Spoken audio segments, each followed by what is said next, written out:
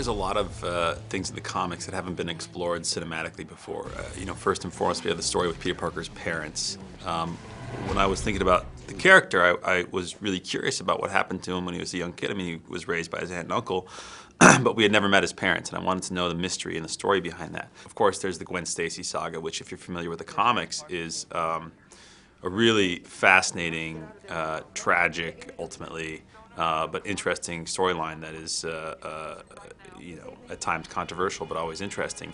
And so I wanted to explore that. Learning the story of Gwen was just so amazing and tragic and epic, and I just immediately wanted to be part of it. And the fact that people had like unsubscribed to comic books and like burned their copies, I was like, hell yeah. It's like being into the Beatles in '64 or something like that when the parents were revolting.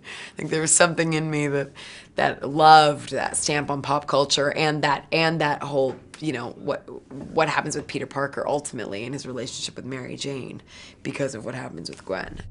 The hardest thing for me was when it came to the story, you know, when it came to the story of Peter Parker and wanting to do that justice and make sure that all of the themes and the characteristics of the guy and the struggles that he goes through were portrayed in a way that were honored and were powerful. I just think there's much more of a kind of emotional baseline to this, you know, that Peter needs to know what happened to his dad, you know, and hopefully we'll find out if there's a next one.